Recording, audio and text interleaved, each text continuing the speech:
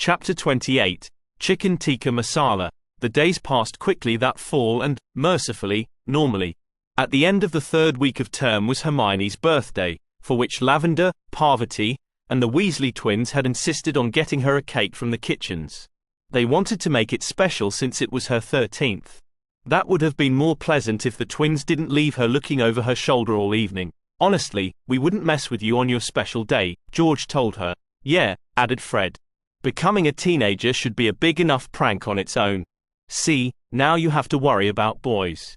Hermione felt herself turn red. And clothes, said George. And hair. Well, maybe not hair. You've got your own unique style there. I'll leave all that to Lavender and Parvati for the time being, thank you, she told them. 13 she may be, but her main worries about boys still involved them nearly getting themselves killed. How was your birthday, Hermione? Lavender asked later that night. I know we didn't know about it last year, so we tried to make it up. It was nice, Hermione said. Much better than last year. It's too bad I couldn't spend it with my parents, but that's the cost of going to boarding school. Yeah, I know what you mean, said Lavender. Harry's lucky he has a summer birthday. No, he's really not, Hermione said. His relatives hate him. What? But he's Harry Potter. Yes, but they're muggles, and not nice ones, either. They can't stand magic. Lavender and Parvati both looked offended that anyone could hate magic or the boy who lived. Well, anyone outside of Slytherin for the latter. So you and your parents always did something special for your birthday. Parvati changed the subject. Yes, at home. My parents would always take me to a fancy restaurant for my birthday. The last couple years before Hogwarts, we went to this really nice Indian restaurant. They had the best chicken tikka masala. Ooh, you like chicken tikka masala? Parvati said excitedly. I love chicken tikka masala. Lots of British muggles do. It's too bad we can't get it here. Oh, I know, Parvati griped. I get so tired of all the British food here. Just give me some tikka masala or traditional curry once in a while, either one. Padma complains about it, too. She always wants her mango juice. Yes, but I've been saying the magical world is behind the times, Hermione said. I mean, muggles don't use quills and parchment anymore either, and they've got better technology than the wireless. It figures it would be the same with food.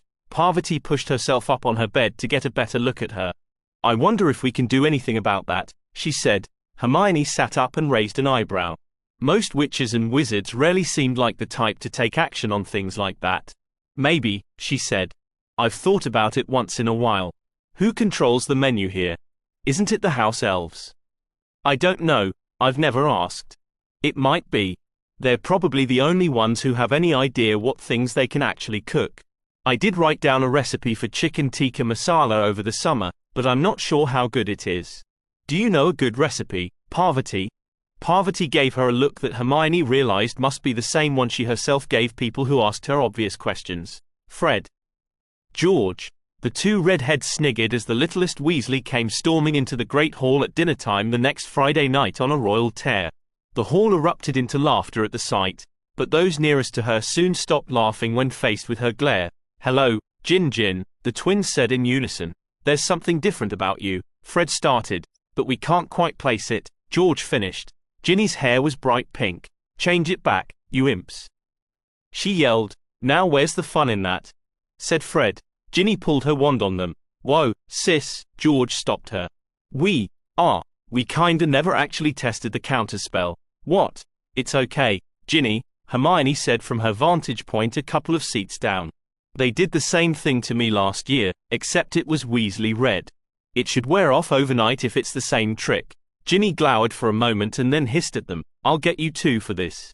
This actually seemed to be enough to make Fred and George nervous. She sat down, squeezing in between Hermione and Parvati, and looked around the table nervously. She whimpered almost inaudibly and seemed to shrink back into herself when she saw Harry and Ron trying not to laugh at her. Ron wasn't trying very hard. Hermione shot them an exasperated look. I need to think of a way to get them back, she said to no one in particular a little later. I could always try Bill's bat bogey hex, but I don't know if I could get them both at once. Maybe I could ask T. She trailed off with a nervous glance at Hermione. Hermione didn't know whose name started with a T whom she would ask, but she couldn't help feeling sorry for the girl. She was new here, after all, and that was hard enough. And Fred's and George's idea of good clean fun didn't quite line up with normal people's. So as she looked down at her plate, she started thinking.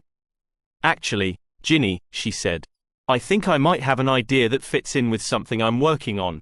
Ginny looked up inquisitively, and Hermione whispered the upshot of her idea to her.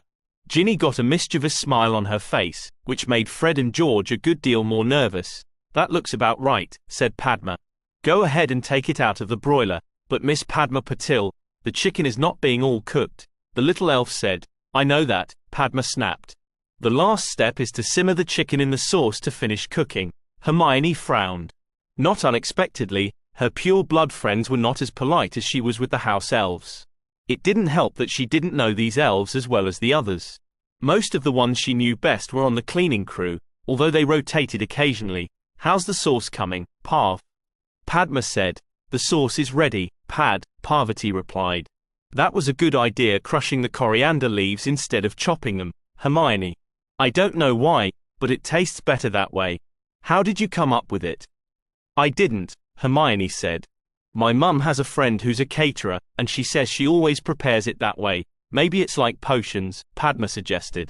The way the ingredients are prepared can affect things in weird ways. Maybe, Hermione said. That started her thinking about potions and how various modifications could affect them. Of course, potions were so idiosyncratic and unintuitive that it was hard telling what even small changes would do. Snape might not be very good at teaching, but she had to grudgingly admire his reputed talent in the field. All right, so we just simmer the chicken in the sauce for about 10 minutes, Padma said as she directed the elves to combine the ingredients. That seems like an awful lot of sauce, Miss Patil. Professor McGonagall was supervising the entire process, as per the school policy. Tilly and some of the other elves had explained it when Hermione asked her. We is choosing the menu, Miss Hermione Granger. But all new recipes needs the approval of the headmaster or deputy headmistress. A lot of Indian food is like that, Professor, Padma replied. You can mop up the extra sauce with the flat bread. Sometimes, Parvati added. It can depend on the meal, but that's close enough for here at Hogwarts. Plus, I always like lots of sauce on the rice, Mom. Plain white rice always tastes too bland to me, Hermione said. Hermione was nominally helping to steam the rice, but that was simple enough that the elves had it in hand. Of course, her main contribution had been the samples of several spices that her bemused parents had sent her in a care package that week. Hogwarts didn't stock half of what the Patil twins said they needed for a proper masala sauce, and their own parents were oddly less interested in the whole affair. Perhaps thinking the daughters should be fed perfectly well at school already. How unusual, McGonagall said. That really described the whole scene, she thought. 3 second-year students teaching the house elves a new and exotic dinner recipe. Well, I can honestly say this is something I haven't seen before, she said. You seem to have a talent for the unusual, Miss Granger. Thank you, Mom. Suddenly, there were excited squeaks from the other elves in the kitchens. Hermione looked and saw Professor Dumbledore walking toward them jovially. The elves all bowed low as he passed. Good afternoon, the headmaster muttered to the elves. Good afternoon, Minerva, he added as he approached, and Mrs. Patil, and Granger. Good afternoon, Albus, McGonagall said. What brings you down here today? Well, I was informed that there was a lovely new recipe being prepared in the kitchens, and I thought I would stop by to sample it for myself. He leaned over the simmering chicken and sauce and inhaled deeply. Chicken tikka masala. Excellent.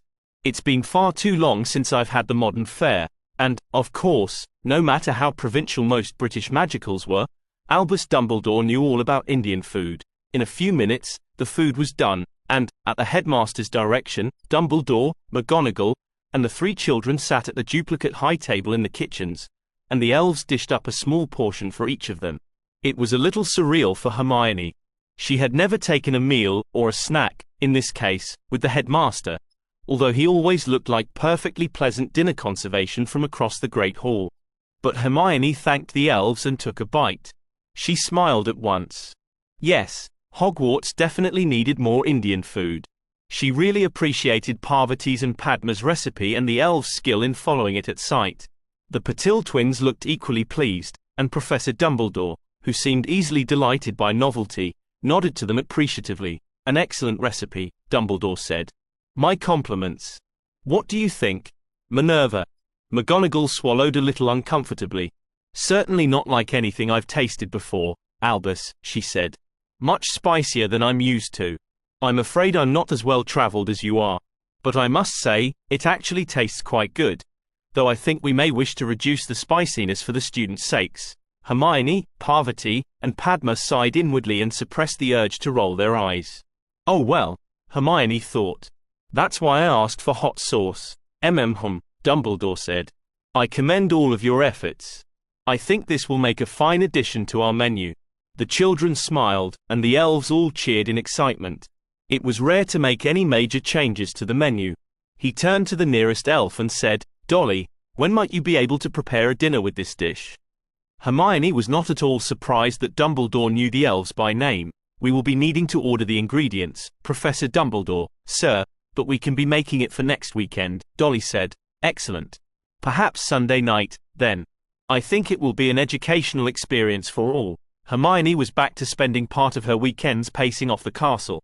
It didn't take as much of her time as it had last year, since she soon determined that the shape of the castle as a whole hadn't changed beyond its usual fluctuations. To be honest, she was being a bit lazy about it, but it was better than running herself into the ground, like last year. She had reached an uneasy truce with her sleep schedule, which still slipped on occasion, and that was about it. So it was probably wise to take it easy when she could. Today, she was remapping the second floor of the West Wing, unused classrooms and all. It was a lonely endeavor. Most of the students spent the weekends in their dorms or outside, or in the case of many Ravenclaws, in the library, so few people ever came by here. Even with the occasional greeting from a portrait or a suit of armor walking around in the distance, it was very quiet. Given the stoic silence, it was perhaps a little surprising that Hermione didn't hear the sound sooner, a faint keening sound wafting through the halls. She didn't pay it much mind. Strange sounds weren't that uncommon around here, and Hermione could get a little oblivious when she was focused on something else. But presently, she found that she had to use the loo, and when she made her way to the nearest one, and opened the door, she suddenly became painfully aware of the sound. There was a girl crying in the bathroom, and loudly, "Hello. Can I help you?" Hermione said, but the wailing girl didn't seem to have heard her. She walked down the row of stalls to pinpoint the girl's location. From the sound, she was clearly in the last stall, although Hermione didn't see any feet beneath the door. Either the girl was trying not to be seen or she was a tiny first year whose feet didn't touch the floor. Hermione really felt like she needed to help out, now. She knocked on the stall door and said, "Hello? Ah." The girl's voice shrieked, and there was the sound of a splash in the toilet. "Sorry, are you okay?" Hermione said. "What do you want?" The voice said in an accusatory tone. "I wanted to see if I could help." "Well, you can't, so go away." Hermione sighed. Of course, the girl would say that, but it didn't sound like going away was what she needed right now. "Are you sure?" she said. "If you just want to talk, I said go away." The girl screamed so loud that Hermione took a step back. She started wailing again. Hermione stayed rooted to the stop for a minute, trying to decide what to do. Finally, she said, "I feel kind of bad leaving someone crying in here alone, though. Do you mind if I check up on you later? Why do you care?" The voice sniffed. "Well, I guess it's kind of silly, but this happened to me once last year, and I was nearly killed by a mountain troll." "Nearly killed?" The voice screeched, and, suddenly, the face of a rather squat and, to be honest, unattractive girl came through the stall door and right up to Hermione's own. "Oh, that's great for you," the ghost yelled. "Nearly killed. I'm sorry, I didn't know." Hermione started. "Oh, of course you didn't know. No one ever bothers to ask about miserable, moaning Myrtle." And with that, she gave a low moan and drifted back into the stall, where there was a loud splashing sound, and water trickled out under the door. That's strange, Hermione thought. Ghosts are supposed to be intangible. There was a flushing sound, then a gurgle, and then more water came pouring out from under the stall. The ghost appeared to be trying to clog the toilet to chase her away. "Myrtle?" Hermione called as she took a step back. "Myrtle, please come back out. I didn't mean to offend you. I'm a Muggle-born, and I'm not really used to ghosts." Yet, surprisingly, the sounds of water stopped, as did Myrtle's moaning. Her face poked back through the stall door with a look of interest. "You're a Muggle-born?" she asked. "Yes." Myrtle came all the way through the door and floated in front of Hermione. She looked to be about Hermione's age. How had she died so young? And she was wearing old-fashioned-looking school robes with a Ravenclaw crest on them. I was a Muggle born, too, she said. Why, you are? What are? Hermione said nervously. Myrtle seemed to take pleasure in Hermione's uneasiness. Oh, yes. I was so excited when I found out magic was real. I didn't have many friends at home, and I thought things would be so wonderful here. I loved all my classes. It was such fun. But then, Myrtle started to sniffle and whine again. Then all my roommates started making fun of me. They called me fat and ugly, and Olive Hornby always made fun of my glasses. It wasn't my fault I couldn't afford better ones. And then the pimples started. She let out a long moan and started swaying back and forth where she hovered. Hermione felt herself turn red. That story already sounded far too familiar for her tastes. Myrtle must have drawn the short straw for roommates, though. With her hair and teeth and know-it-all attitude, she had plenty for her own roommates to make fun of her about, but they hardly ever did. I don't think your glasses look that bad, she tried to comfort the ghost. In fact, my friend Harry wears practically the same kind. Probably because that's all his relatives will pay for, Hermione thought. Myrtle's glasses looked like bargain bin round frames, very like Harry's, except pearly white instead of black. But Myrtle just whined, they're hideous. I wish I died wearing something nicer. And that Tom Riddle, he wasn't so bad himself, but all his Slytherin friends called me an ugly mudblood and laughed at me behind my back. Oh, those types, Hermione said darkly. I've got Draco Malfoy. He says it to my face. And if I run into him alone, he always tries to hex me. Ooh, Tom Riddle had a friend named Abraxas Malfoy. He was one of the worst ones. I'm not surprised. The Malfoys go way back. It's awful how those pure bloods treat everybody else. And I can't even haunt them properly. I haunted Olive Horby for years, but... Myrtle sniffed. But she just took out a restraining order against me. Hermione opened her mouth and then closed it again. Yes, that was exactly the kind of thing wizards would do. That's too bad, she said. Why are you haunting a bathroom? Now, though? Hermione asked. There's plenty of better places in the castle. That proved to be the wrong thing to say, as Myrtle took offense. Like where? She snapped. Well, if I were a ghost, I'd probably haunt the library. Hermione replied whilst wondering how she had got to the point of saying that. Well, that's well and good for you, the ghostly girl whined. You're a Gryffindor. All my roommates spent all their time in the library. She started sniffling again. I like it better in here. It's more private, and no one complains if I cry in here.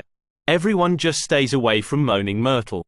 And with that, she started crying loudly and back into her stall, where there was a splashing sound of her diving into the toilet. Myrtle, I'm sorry.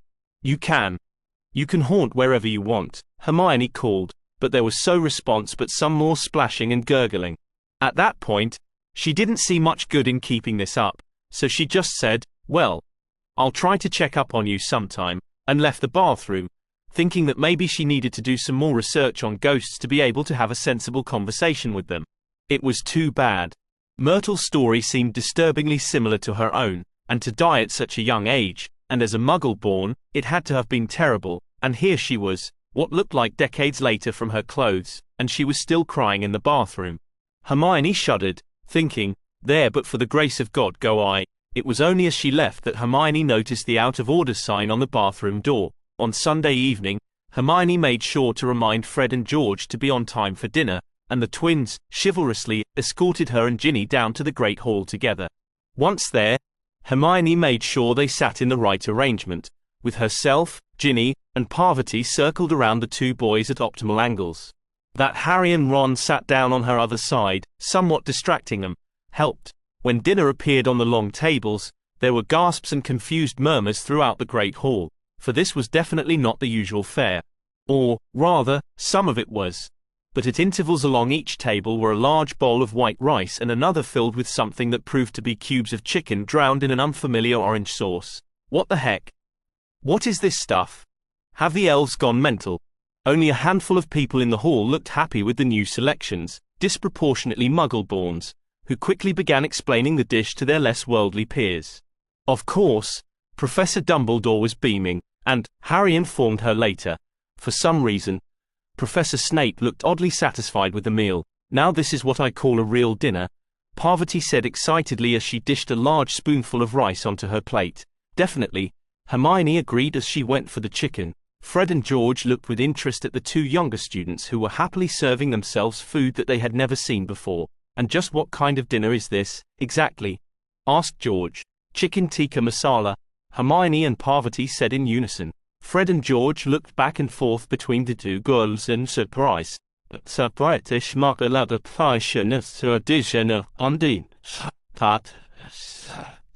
Broiled chicken and steamed rice in a sauce made with tomato, coriander, yogurt, and Asian spices. Tomato and yogurt, the twins said in confusion. In a sauce, said Fred. Are you having one over on us? Asked George. No, that's really the recipe, Hermione said. We taught it to the house elves last weekend. You should try it. It's really good. Fred and George shrugged their shoulders and dished themselves up 2 plates. Not bad, George said when he took a bite. Yeah, weird, but not bad, Fred added. You were right, Hermione, this is good, Ginny said appreciatively. Can you give our mum the recipe? Asked Ron. We'll think about it, Parvati told him. Hey, Hermione, did you bring the hot sauce? Hot sauce?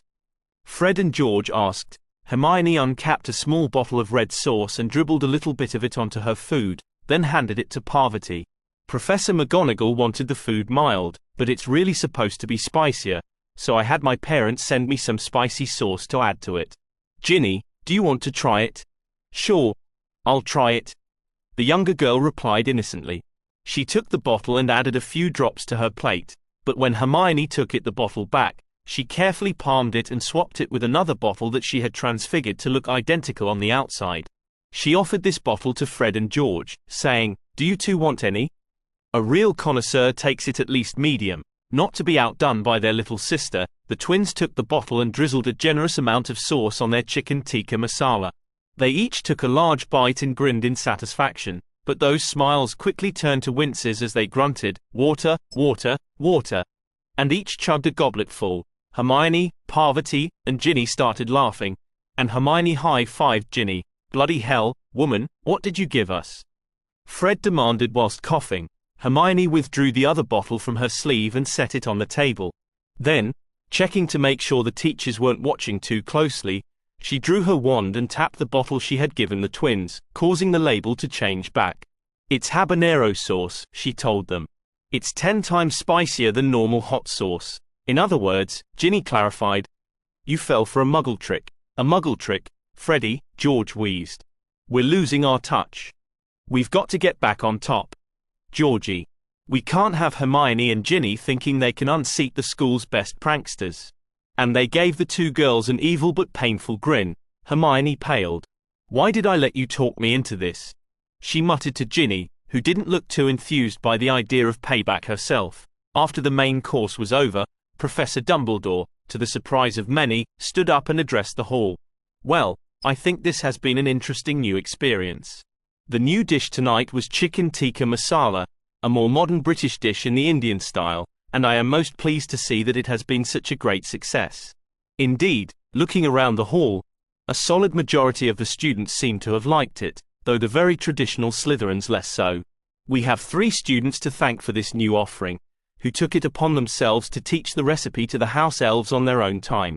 For this show of initiative and cross-cultural interest, I award 10 points each to Hermione Granger, Padma Patil, and Parvati Patil. The Gryffindors and Ravenclaws cheered, while the Hufflepuffs politely applauded. The Slytherins seemed displeased, but that could have been about either the points or the food.